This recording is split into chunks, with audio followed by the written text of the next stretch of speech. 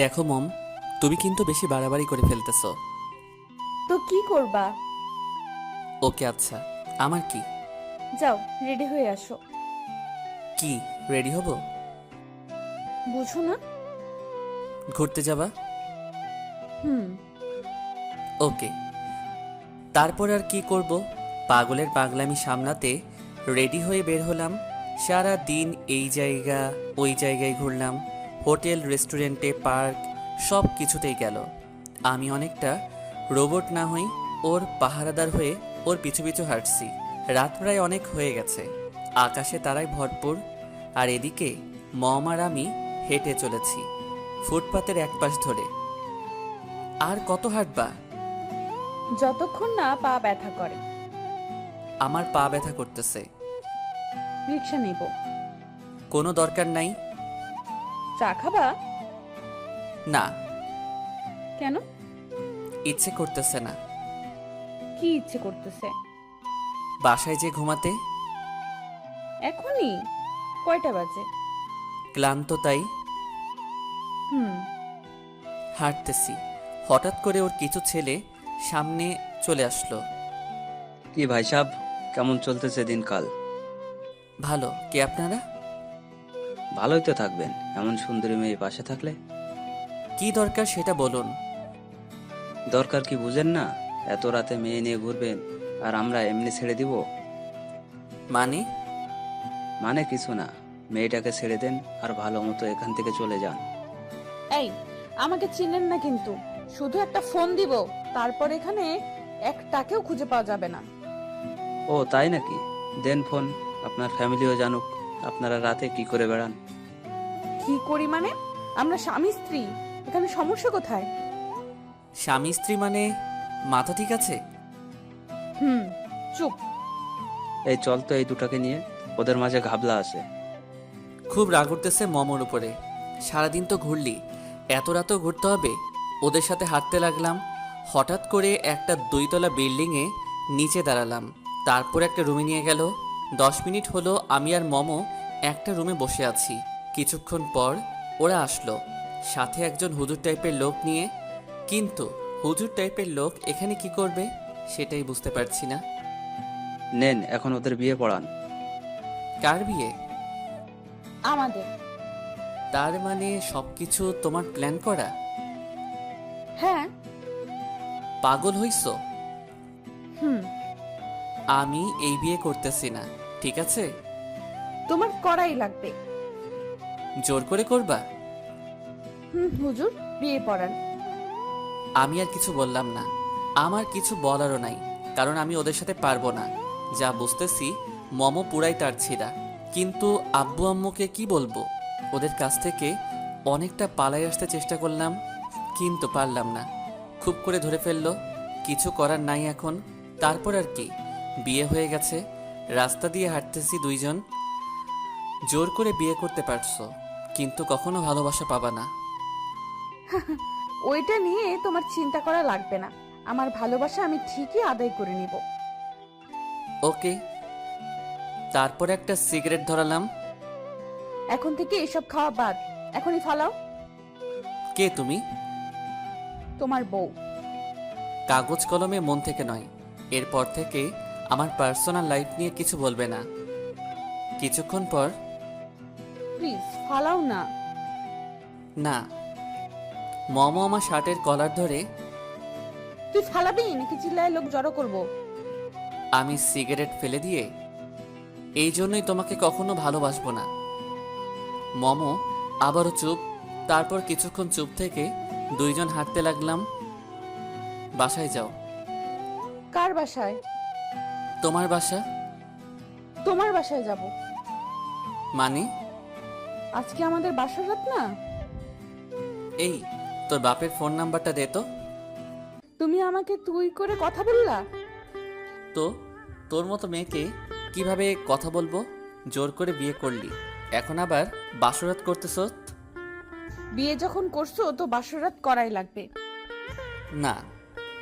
দেখো, তুমি মানো আর না মানো, আমাদের তো বিয়ে হয়ে গেছে। দেখো, বিয়ে কিন্তু লাইফে একবারই আসে, আর আমি কিন্তু তোমার লাইফে অন্য কোনো মেয়ে আসতে দিব না।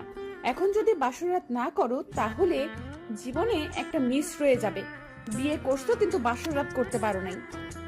থাক, তাও লাগবো না। বুঝছি, জায়গা মতো ফোন করা লাগবে। কারে ফোন দিবা? তোমার আম্মুরে ফোন দিয়ে বলবো আপনার ছেলে আমাকে ভালোবাসার নাম করে আমার সর্বনাশ করতেছে। এখানে আমুরে টানতেছো কেন? কান টানলে মাথা আসে তাই। যা ইচ্ছা করতে থাকো। নিজের লাইফটা নষ্ট করতে খুব ইচ্ছা হচ্ছে, নষ্ট করো, পরে আবার আফসোস করো না। সেটা আমার বিষয়। এখন বাসায় চলো। ওকে। বাসায় আসার পর যাও খাটে বিছানা করে ঘুমাইয়া থাকো। আর তুমি? নিচে না হয় বারান্দায় থাকবো। আজকের দিনটা অন্তত একসাথে ঘুমাই। না। আচ্ছা। তারপর তার ছেঁড়া মাইয়া বিছানা করে ঘুমাইলো, আর আমি বারান্দায় বসে সিগারেট খাচ্ছি। শালার সারাদিন কি সব হয়ে গেল। সকালে ছিলাম খাঁটি সিঙ্গেল মানুষ, এখন একেবারে খাঁটি বিবাহিত। রাত প্রায় অনেক হয়ে গেছে, আমি একটার পর একটা সিগারেট টেনেই যাচ্ছি। মমো একটা কথা ঠিকই বলছে, আমি মানি আর না মানি আমাদের বিয়ে হয়ে গেছে, আর মেয়েটাকেও ভালোবেসে ফেলেছি, বিশেষ করে ওর পাগলামিগুলোকে। কিন্তু ওকে বুঝতে দেওয়া যাবে না। তারপর লাইটটা অফ করে বিছানার এক পাশে শুয়ে পড়লাম। কষ্ট করে মেঝেতে ঘুমানোর কোনো মানে আছে?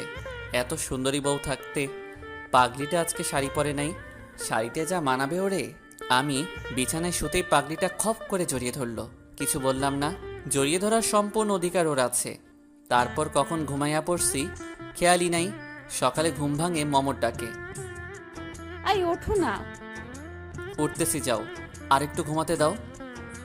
না, এখনই ওঠা লাগবে। ধুরু, কেমন মাইয়া তুমি, শান্তিতে একটু ঘুমাতেও দিবা না? না, ওঠো তাড়াতাড়ি। তারপর ঘুম থেকে উঠলাম, ফ্রেশ হয়ে নাস্তা করলাম। নাস্তা ওই বানাইছিল। আচ্ছা, তুমি যেমন পাকনামি করলা, তোমার ফ্যামিলি জানলে কি করবে? জানি না। তো এমন করলা কেন? ভালোবাসি। তো বিয়ে করার কি দরকার ছিল? তোমার লেখাপড়া শেষ করতে আরো 6 থেকে 7 বছর, তারপর চাকরি, তারপর বিয়ে। কোথায় দরকার আছে এতদিন ওয়েট করার? তাই আগেই করে ফেললাম। তাই বলে এইভাবে? আমার ফ্যামিলি জানলে কি হবে? কত স্বপ্ন দেখে আমাকে নিয়ে। আম্মু জানলে বলবে পাঠালাম পড়ালেখার জন্য, আর তুই বিয়ে করে বউ নিয়ে আসলি। খুব মজা হবে। আমার লাইফটা নষ্ট করার কোনো দরকার ছিল? তোমার পরিবারের সবাই জানে, ওনাদের সম্মতি নিয়েই বিয়ে করছি। আমাকে যতটা তারছিরা ভাবো, আমি ততটাও না, একটু হলেও বুদ্ধি আছে। তারপর ওনারা কি বলছে? সেটা তোমার জানার কোনো দরকার নেই। ওকে, কলেজ যাব। আমিও যাব। ওকে, রেডি হয়ে আসো। হুম। তারপর একসাথে কলেজে গেলাম। কলেজে গিয়ে মনটা খারাপ হয়ে গেল যখন দেখলাম মমো অন্য সব ছেলেদের সাথে আড্ডা দিতেছে, এমন করতেছে যে আমাকে চিনেই না। মনটা পুরো খারাপ হয়ে গেল। তাই অর্ধেক কলেজ করে বাসায় চলে আসলাম। বাসায় এসে ফ্রেশ হয়ে দিলাম এক ঘুম। ঘুম ভাঙলো আসরের আজানের শব্দ শুনে। বিছানার উল্টা দিকে তাকিয়ে দেখি মমো শুয়ে আছে। ওরে দেখি কলেজের কথা মনে পড়ে গেল। তারপর ওকে ডাক না দিয়েই ঘুম থেকে উঠলাম। ফ্রেশ হয়ে বাইরে ঘুরে সন্ধ্যায় আবার বাসায় আসলাম। কই ছিলা? ডাক দিল না কেন? এমনি। ওকে। হুম। খাইছো দুপুরে? না। কেন? চুপ থাকো একটু, রেডি হও, তোমার বাবার বাসায় দিয়ে আসবো। না। কেন? বাসায় সবাই বেড়াতে গেছে, 15 দিন পর চলে আসবে। তো তোমাকে একা রেখে গেছে? না, আম্মুরে বলছি আমার পরীক্ষা, আমি যেতে পারবো না। আম্মুরা জানে এখন আমি আমার ফ্রেন্ডের বাসায় থাকি। মানে 15 দিন তুমি আমার বাসায় থাকবা? বুঝছো দেখি। যা ভালো লাগে করো, কিছু বলবো না।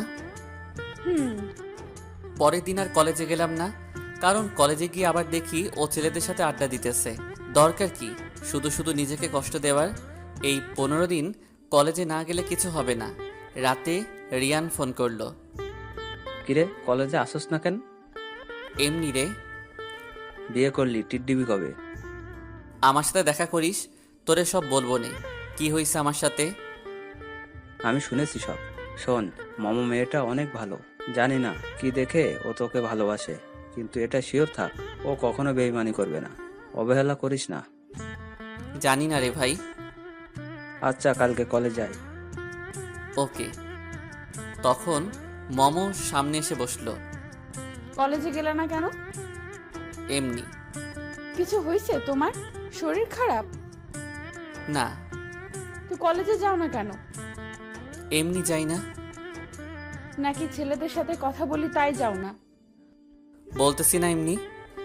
ওই দিন শুধু ছেলেদের সাথেই কথা বলি নাই, কলেজের সবার সাথেই কথা বলছি। তো আমি কি করতাম? আজকে গেলে তো করতে পারতা। আজকে কলেজের সবাইকে আমাদের বিয়ের ট্রিট দিছি, আর কলেজের সবাই জানে আমাদের বিয়ের কথা। এটা কোনো কাজ করলা? কেন, খারাপ কি করলাম? তোমার ফ্যামিলি তো এখন জেনে ফেলবে। জানুক, আজ না হয় কাল তো জানবেই, সমস্যা নাই। হুম। সারাদিন কয়টা সিগারেট খাইছো? মনে নাই। অন্য ছেলেদের সাথে কথা বললে তোমার খারাপ লাগে? না। এই প্রমিস করলাম, আর কখনো ছেলেদের সাথে কথা বলবো না। কাল থেকে বোরকা পরে যাব। ইচ্ছা তোমার? ঢং করো? ঠিকই তো মন খারাপ করে বসে থাকো। কালকে সকালে একসাথে যাব কলেজে। ওকে। একটু প্রপোজ করো না। কিসের? ভালোবাসি বইলা। আমি তোমাকে ভালোবাসি না। এইসব বইলা কোনো লাভ আছে বলো? বিয়ে হয়ে গেছে। জানি না। বলো। পারবো না। কি পারো? কিছুই না। প্রপোজ করবা নাকি কান্না করব? কান্নার কি আছে? বলো তাহলে। ওকে। I love you. ভালো করে বলো। I love you dear. I love you Momo. Love you too. হইছে। পরের বার আরো ভালো করে বলবা। ঠিক আছে।